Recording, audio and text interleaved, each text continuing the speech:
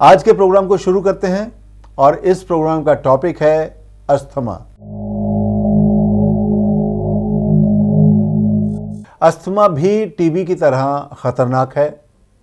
इसके जब दौरे पड़ते हैं तो इंसान बेहाल हो सकता है और कई बार तक जान के लाले पड़ जाते हैं।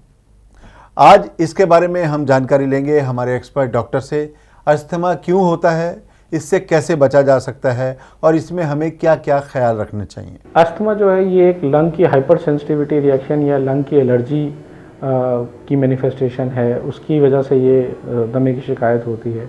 इसके जो मुख्यतः सिम्टम्स जैसे कि सांस फूलना होता है, ये जब भी कोई भी व्यक्ति जिसे सांस की एलर्जी है और उसके शरीर को कोई ऐसा ट्रिगर मिलता है जिसकी वजह से उसके फेफड़ों में एलर्जी शुरू होती है तो उसे अस्थमा की प्रॉब्लम या दमे की शिकायत हो जाती है।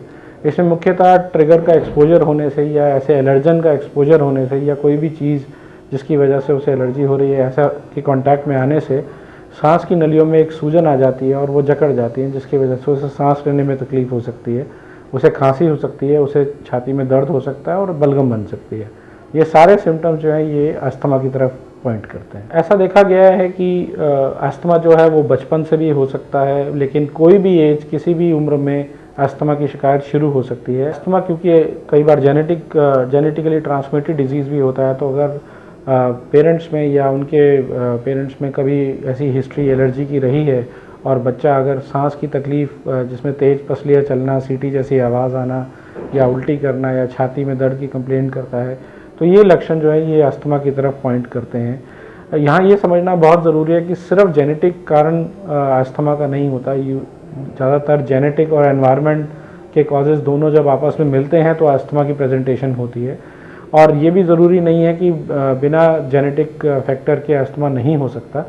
कई बार ऐसा भी देखा गया है कि फैमिली में कोई अस्थमा की हिस्ट्री नहीं होती, उसके बावजूद भी अस्थमा की प्रॉब्लम हो सकती है। पर बच्चों में अगर मौसम बदलने पर पसलियाँ चलती हैं, तो सांस की दिक्कत होती है, छाती की दर्द की बच्चे कंप्लेन करते हैं, तो ऐसे बच्चों को तुरंत डॉक्टरी जांच करानी चाहिए और अस्थमा के लिए उनको इवैल्यूएट करना चाहिए। अस्थमा में जो मेजर प्रिकॉशन वो धूल मिट्टी से बचाव, इन्फेक्शन से बचाव, ऐसी कोई भी चीज़ जो अस्थमा को ट्रिगर करती है, जैसे कि कुछ कई प्रकार के खाना या कई प्रकार के फूल या कई प्रकार की घास अगर इस सिम्टम्स को ट्रिगर करती है और ऐसा लगता है कि इनके कांटेक्ट में आने से सांस की दिक्कत बढ़ जाती है, तो ये सब चीज़ें अवॉइड करनी चाहिए। इसके अलावा ये बहुत ज़रूरी है कि बच्चों में जल्दी से ये सिम्टम्स आइडेंटिफाई हों और उसके तुरंत एक डॉक्टरी सलाह ली जाए, जिससे अगर ये एस्टेब्लिश होता है कि ये अस्थमा की प्रॉब्लम है तो उससे बचाव किया जा सके। इसके अलावा ऐसा देखा गया है कि घर में कुछ चीज़ें जो धूल को इकट्ठा करती हैं, जैसे कि कर्टेन्स हैं या कारपेट्स हैं या पुराने ऐसे कमरे जिनमें सीलन काफ़ी है और ज़्यादा हवादार रोशनी हवा नहीं है और डैम्पनेस ज़्यादा है, ऐसी जगहों पे अस्थमा के सिम्टम्स जो हैं वो काफ़ी कॉमन होते हैं। अस्थमा की ट्रिगर्स काफ़ी कॉमन होते हैं और यूजुअली ऐसे बच्चों को जल्दी अस्थमा की शिकायत होती है। कई बार ऐसा भी देखा गया कि घर में पेट्स होने से या फर वाले कपड़े या खिलौने होने से बच्चों में खांसी और छींकें काफ़ी कॉमन रहती हैं, जो भी अस्थमा का एक कारण बन सकती हैं। अस्थमा कभी भी लाइफ थ्रेटनिंग हो सकता है और इनफैक्ट अस्थमा एक ऐसी बीमारी है जो अगर अच्छे से कंट्रोल नहीं की जाए तो वो 15 से 20 मिनट या आधे घंटे में ही जानलेवा हो सकता है और मरीज एक नॉर्मल खांसी या सांस की घुटन से वेंटिलेटर की स्टेज तक पहुंच सकता है। इसलिए ये बहुत ज़रूरी है कि अस्थमा का बहुत ही पहले आइडेंटिफिकेशन हो और एक प्रॉपर कंट्रोल हो और इमरजेंसी सिचुएशन में उसका जल्द से जल्द इलाज किया जा सके, जिससे जान का खतरा जो है अवॉइड किया जा सके। अस्थमा छूत की बीमारी नहीं होती क्योंकि ये एलर्जी की बीमारी होती है, तो अस्थमा एक व्यक्ति से दूसरे फैमिली मेम्बर में तो नहीं फैलेगा। लेकिन एक बात ये भी है कि अस्थमा के मरीज़ जो हैं उन्हें अगर बार बार इन्फेक्शन हो रहे हैं, खांसी या सर्दी या ज़ुकाम हो रहा है, तो ये इन्फेक्शन या वायरल इन्फेक्शंस एक उनसे किसी दूसरे फैमिली मेम्बर को भी हो सकते हैं। लेकिन अस्थमा अपने आप में छूत की बीमारी नहीं है। ज़्यादातर ऐसा देखा गया है कि अस्थमा एक हाइपर इम्यून सिस्टम की बीमारी है, जिसमें इम्यूनिटी जो है वो ज़रूरत से ज़्यादा है। और ऐसा देखा गया है कि जब बाहर से कोई एक फॉरेन ऑब्जेक्ट हमारी बॉडी में एंटर करता है सांस के रास्ते के द्वारा, जैसे हम ट्रिगर कहते हैं या एंटीजन ट्रिगर कहते हैं, उसका जो एक हाइटेंड रिस्पांस या जो तेज़ इम्यून रिस्पांस होता है, उसी की वजह से एलर्जी या अस्थमा होता है। इसलिए एक स्ट्रॉन्ग इम्यून सिस्टम जो है वो अस्थमा का ट्रिगर करता है। अस्थमा का अटैक जो है उससे पहले एक ट्रिगर होते हैं या एक प्रोड्रोमल सिम्टम्स होते हैं, जिसमें सर्दी, जुकाम या छींके आना, नाक बंद होना, खांसी होना या गले में खराश होने या स्किन में एलर्जी के लक्षण या आँखों में खुजली, नाक या कान में खुजली, ये सारे सिम्टम्स जो हैं ये एलर्जी के ऑनसेट के सिम्टम्स हैं। और अगर इन सिम्टम्स को हम इग्नोर करें तो ये आगे बढ़कर सांस की दिक्कत दे सकते हैं। अस्थमा एक कंट्रोलेबल डिजीज़ है, इसका परमानेंट क्योर नहीं है।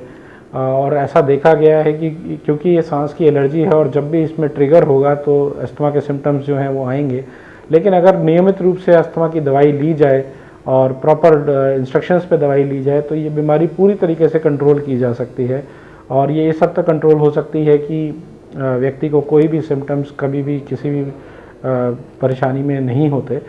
पर ये जड़ से क्योर अस्थमा का आज की डेट में नहीं है।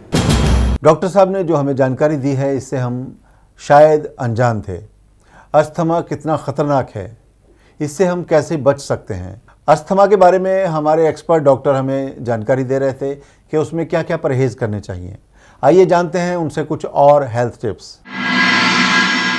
अस्थमा पेशेंट्स को जो 5 डूज़ हैं उनके लिए या जो उन्हें चीज़ें करनी चाहिए वो ये है कि नियमित रूप से अपनी दवाई लें। किसी भी इन्फेक्शन को वो लाइटली नहीं लें क्योंकि वो आगे बढ़ सकता है। धूल मिट्टी से और इन्फेक्शन से वो बचाव रखें। उसके अलावा घर पे कारपेट या कर्टेंस या ऐसी धूल वाली चीज़ें जो मैट्रेसेस हैं इनसे अच्छे से इनको झाड़ के रखें या इन्हें रिमूव करें।